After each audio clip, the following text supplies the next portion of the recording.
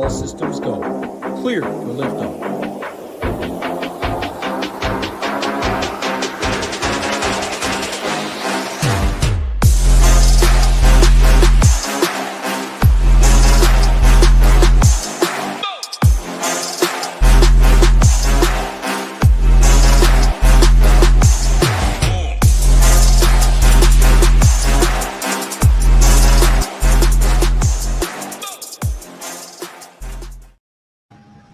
What is going on, everyone? This is Sheets, and we're going to be going over the Survivor Pool stuff that's going to encompass both the winding down of the pure pools that started all the way at week one and picking up on these hybrid pools that we've started to follow that involve the last several weeks of the regular season as they merge into the playoffs. Then, starting next week, we have just incredibly large playoff pools that we're going to be looking at, and that is a whole other part of your brain. That is going to be much like the NCAA bracket pool stuff that I've been talking about for months now. Really looking forward to that in March, and the NFL playoff pool is no different. Well, it is different, but it's the same idea. It's less about who's going to win and more about making sure that you have a path at all to victory, and it's quite the brain exercise. In addition to that, we have this college football playoff pool that we started that we're going to be following along, which likewise, it's a very similar type of idea. So again, we're just going to take a few minutes today and recap what we did, what happened last week. And I think what I'm going to start doing is going to dispense with the Tuesday recap. Seeing as the NFL season is over, we're just going to go straight to Wednesday.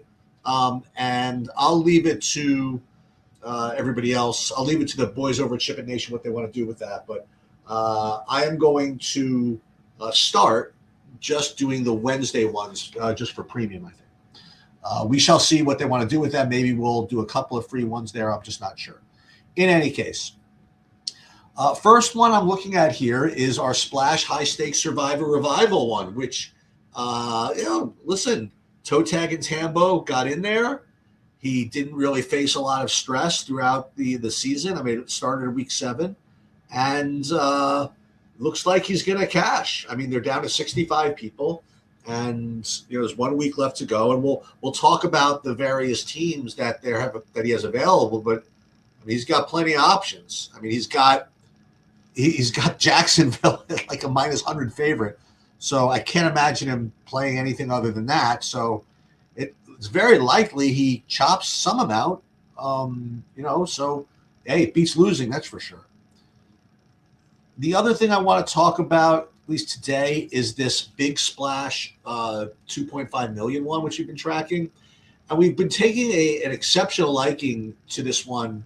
I don't like to root whatever, but there were 2 guys that I've been kind of rooting for like weeks now. One is Plastic Dub and the other is Qbert. For those who forgot, Plastic Dub was the gentleman who went for the throat with New Orleans, Tennessee. A very, very strong, leverage play against the top two owned teams in week 14, which I think were, I don't even remember who they were, but at this point. But in any case, I think Cleveland was actually one of them. But in any case, he took 2 20% teams to win, got them both through, got extraordinary leverage. Sorry, guys. And so we've been kind of rooting for him ever since. And also we have Qbert, who is present in a couple of Discords that I'm in. He's a good dude also, so we've been rooting for him. And they've been kind of cruising along, and going now into week 17 or 17. They both went with the Cowboys and the Bengals, I think. Actually, Qbert went with Cowboys and Bengals. And Plastic Dub went with Cowboys and Giants, which our Giants obviously had much lower winning chances, but they had, as a result, probably nobody on them. So good for both of them. And this tournament is now down to 4. Okay, so I find it difficult to believe that there's not going to do some business here, but I'll let Splash kind of take the reins in announcing that if in fact there is anything being done. But regardless of what ends up happening in the last week, just exceptional job by both of these two guys, and obviously anybody that made it through this far. Took a lot of risk and a lot of well-calculated risk, and good on them. So that's basically going to be the end of the Big Splash Survivor. They either play it out or hedge some or whatever, and we'll get into that. Then we are going to talk about these two hybrid playoff pools that I was in, that I remain in. One of them is kind of nasty. It's this Road to the Big Game Survivor where I started in week 16. We had to make 2 picks there. And then we went to week 17, had to make 2 picks there. And we got 3 entries through. But then what we have to end up doing is not only take 2 picks in week 18, but then we have to make 2 picks in wild card weekend, followed by 1 in the championship weekend, one in the divisional round and 1 in the conference round and 1 in the Super Bowl. Very, very difficult. I mean, if I make it through, this would be probably the worst 50K I ever made, because it's got to be worth much more than 50K to accomplish all of that. Nonetheless, we will talk about that one. And again, I have 3 entries left there. And that one is down to 100 from 808. So I find it very difficult to believe that anybody makes it through. It's just very, very hard with the sheer amount of picks that you have to make. Then you also have this Survivor Sweat thing that I talked about. And what this one was, this is already like 4 weeks in. What we had to do here is we had to play 1 team back in week, I think it was 14, I think, or 15. And then we had to pick 1 team on Christmas Day. I did that. I took Denver. And then I also had to make another pick on Sunday, and I took the Bengals there. So here I have 4 teams burned already, and we have to make 1 more pick in 18, and then similar but not quite as gnarly as the splash pool, we have to make 1 pick in the wild card weekend, 1 pick in divisional weekend, 1 pick in the conference championship, and 1 pick in the Super Bowl. So very, very difficult. Okay, but we're live and we're ready to go. And then the other thing, again, we haven't really had an update on this one yet because they haven't played since the last time I did this, but we have this playoff survivor pool thing, the CFB, and I have to make 2 picks this week. I'll go over how I came up with it tomorrow. I went through it a little bit last week, and nothing's really changed since last week, but we'll talk about that tomorrow. And again, it's a very unique concept of when you actually have to figure out the bracketology of your picks. It's not just who you're going to win, who's winning that you don't want to use. It's who's winning that you really can't use. In other words, like, you have to make sure that you have at least a viable path. And to give you an example, they have this tournament that's starting this week or during the playoffs, which we'll tease this, and we'll get into this next week. It's a $1 million splash playoff survivor pool. And you might think that, well, what's the big deal? It's going to chop like 300 ways or something like that. But you've got to select 3 teams for the wild card round, 2 for the divisional round, and 1 for the conference championship. And to give you an idea how hard this was, so there's a $500 buy-in last year. Now, granted, there were only like 100 people in it, but nobody even had a legal pick to make by the time they got to conference championships. It's very, very difficult. But we will get into that pretty much next week. Okay, so splash thing we'll talk about next week. We will get into, I'll report what ended up happening in this big splash. Hopefully we will talk about toe tag and tambo chopping.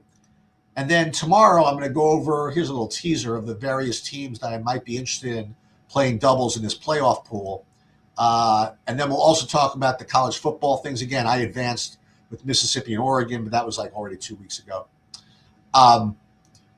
And that's pretty much it. Now, to give you kind of an idea of what we're looking at this week, take just a quick look. And this is kind of an interesting lesson about survivor pool theory, about saving for week 18. I mean, you never know really what Week 18 is going to bring. We got a little bit lucky this week in that there aren't like these really extreme examples of teams that were otherwise favored that are not going to play any of their guys. But I'll give you an idea what the lay of the land here. First of all, you have Jacksonville minus 12.5 over Tennessee, and they actually need to win. That is going to be a tough spot to fade, honestly. You have Houston minus 10 over Indianapolis. They're pretty much locked in, but they could use a win, so that's probably an easy one to play. The Bengals, they're minus 7.5. They don't really need to win, but they haven't needed to win in 6 weeks, so they're going to still do their thing. Dallas is down to 3.5 in this game. Maybe it's possible Dallas might be sitting some guys. To keep an eye on that one. Green Bay has already announced that they're sitting some guys, so Minnesota is a 7-point favorite. The Bills are almost certainly sitting some guys because otherwise they would be like a 17-point favorite over the Jets. Then you have New England. They need to win. So they're minus 10.5. That's a tough one to fade. You have Denver. They need to win. So they're minus 12.5. That's a tough one to fade. But again, when you're talking about these playoff type pools, you probably don't want to use these teams like Denver and New England because they're top seeds. You're going to want to have a slot for them available to the playoffs. Eagles, Commanders. Okay, so if the Eagles were in a must-win situation, they might be minus 14 here, but they're not. Who knows who they play? So that's why this is kind of very reduced to minus 7. And then this Chiefs-Raiders game, I mean, even without Mahomes, the Chiefs are minus 6 because the Raiders have pretty much announced that they're tanking. I mean, like Brock Bowers went to the injury list. Max Crosby went to the injury list. Geno Smith is not going to play. So there's that. So these are, hold on. We got the Rams, 7.5 over the Cardinals. Probably don't need to do too much in that game, but we'll see. And these are kind of like the candidate plays that we're going to talk about for our various pools. And already there's a team that I really thought I was going to be having to play, but the line movement is really annoying, and that's this Dallas team. Because I really wanted to play them in my playoff pool because they're not going to make the playoffs, obviously. And I really thought they'd be better than a 3.5-point favorite, but they're not. So we're going to have to figure that out. But that's pretty much it for today. And again, for those of you who've been enjoying this for free, again, we're going to probably make this all premium going forward and just going to be directing you to the Wednesday shows. And that's going to be it. I will see you guys tomorrow, though, 3 p.m. Good luck, everybody.